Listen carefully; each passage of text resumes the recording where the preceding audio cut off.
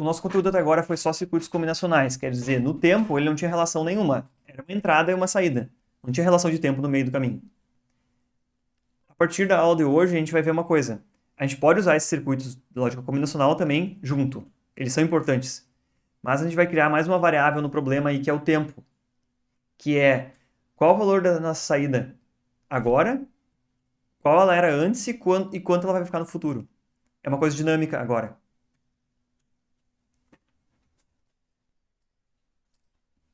O interessante é, vamos dar uma olhadinha nos conceitos, que eu acho que é o que é possível a gente abordar no tempo da aula de hoje, até o final agora, fazer uma introdução a ele, que é, esses elementos sequenciais também são chamados de memórias. Então, o primeiro conceito que tem aqui é memória. É a capacidade de armazenar informação.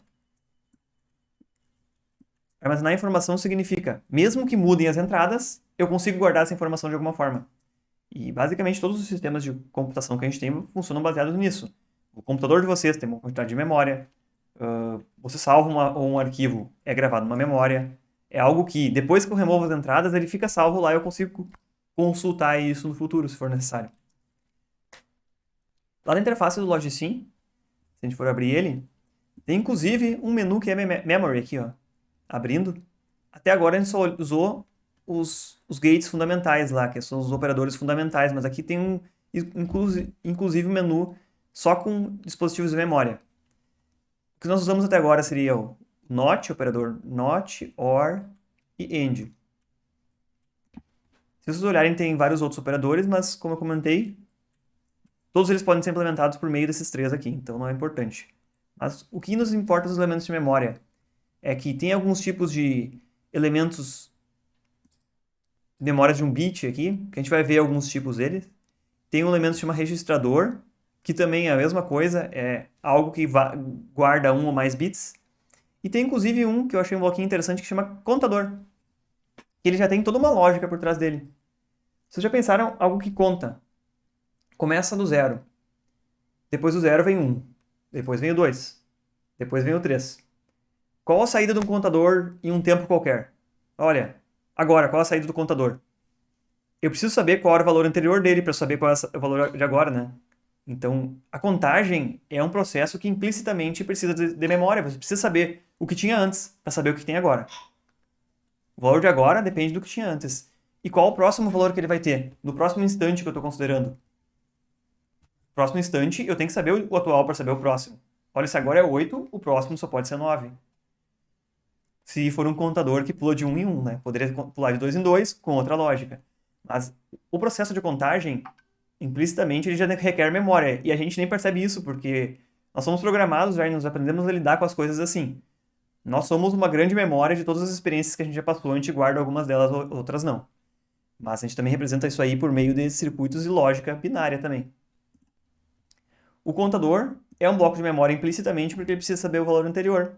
E cada vez, nesse caso, que a gente der um pulso para ele, para esse contador do Logisim, ele vai dar o próximo número binário na sequência da contagem dele.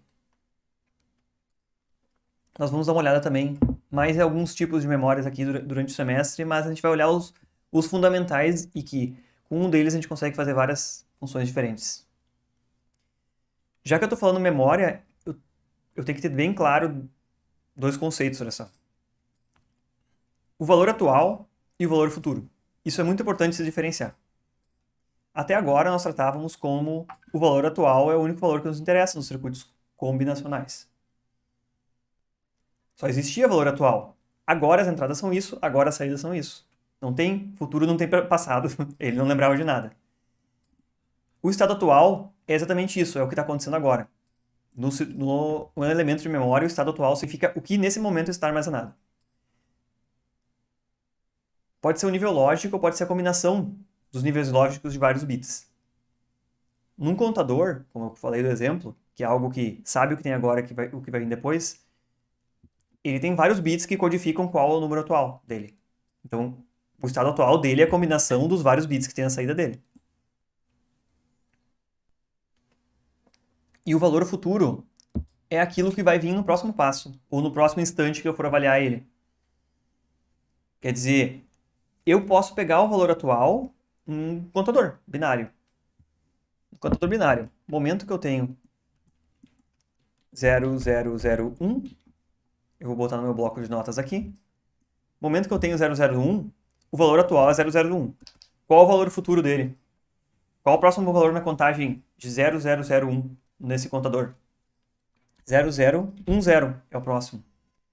Então, o valor atual é 001, o valor futuro é 0010. Agora eu avancei um passo no tempo. Avancei, passou, eu falei isso 10 segundos atrás, agora já é futuro em relação ao tempo atrás.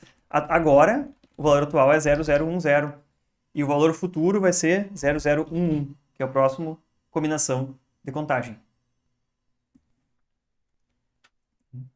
Todos esses eventos de valor atual e valor futuro, eles são encadeados por uma sequência temporal, que é um comportamento determinístico entre as coisas. E só faz sentido olhando na ordem correta deles. Ele não tem vai, avança e retorna. Só faz sentido para nós entender isso e querer criar uma lógica quando a gente sabe que a sequência temporal segue um caminho só.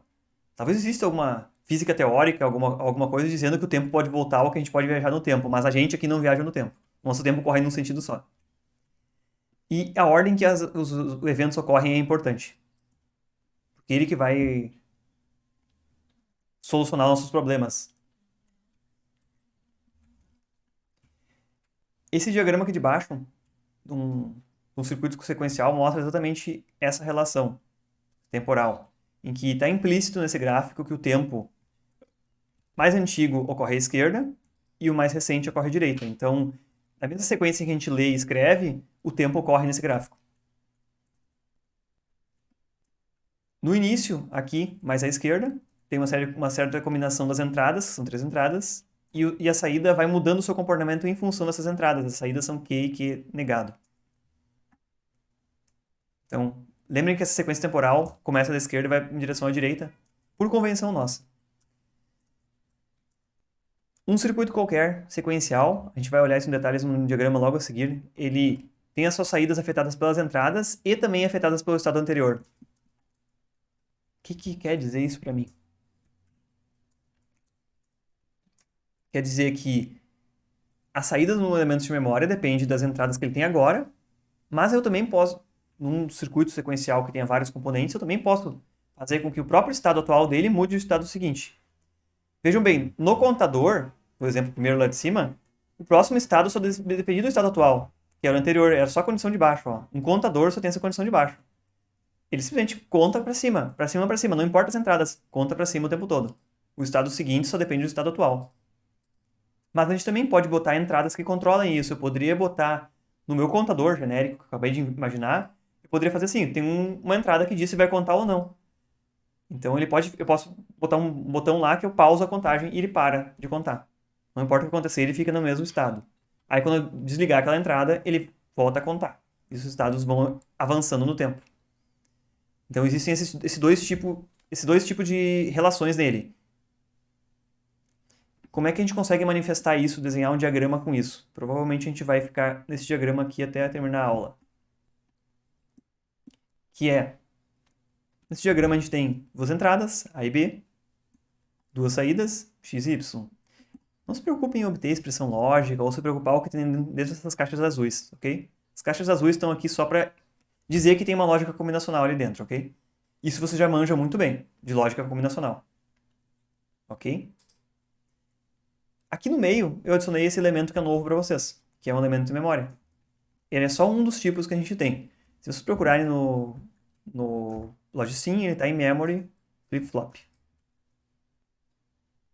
Ele é um estado de um bit. Quer dizer, ele guarda um valor de um bit. Tudo bem. E quando é que ele troca? Quando é que ele diz que trocou do passado para o futuro? Quando é que essa troca de instante? Cada vez que a gente gerar aqui nesse botão pulsador um pulso, a gente chama esse botão pulsador de sinal de sincronia, ou sinal de relógio, ou sinal de clock. Cada vez que der um pulso nesse sinal de sincronia aqui, ele vai pegar o valor da entrada e vai passar para a saída dele. O D vai para o Q. Vamos dizer, ele vai atualizar o que ele tem guardado na memória dele, a cada instante. Vocês já ouviram essa expressão, clock, em algum lugar? A não ser a tradução direto do inglês, mas onde é que você usa essa expressão de clock? Sinal de clock, frequência de clock, velocidade ou algo assim? Eu já vi em overclock de, sei lá, placa de vídeo, de Overclock. processador. Ok? Beleza? Overclock é tu aumentar mais a frequência do sinal de clock do que normalmente ele é, né? Tem gente que Isso, faz isso aí pra tentar acelerar, né? Fazer isso mais rápido, maior desempenho, algo assim. isso aí, aham. Mas basicamente, originalmente, essa placa de vídeo, esse computador aí, ele já tem um clock nominal que diz lá tantos megahertz. Provavelmente Isso, tem. né? Isso aí. E isso aí É que daí tem determinadas placas e processadores que permitem o overclock, né? permitem aumentar mais, né? É, Mas é exatamente isso aí. E todos os computadores funcionam baseado nesse princípio, que eles têm elementos de memória e tem uma velocidade máxima que tu consegue atualizar esse valor dos elementos de memória. E aí isso se chama de clock. O computador tem clock, se eu for abrir aqui o meu, até mesmo o meu computador, provavelmente se eu for abrir aqui gerenciador de dispositivos em algum lugar, ele vai me dizer aqui qual é o clock de funcionamento. Aqui, propriedades, qual é a velocidade de funcionamento de alguma coisa. Aqui, ó, clock 2,5 GHz. Significa que 2,5 vezes 10 na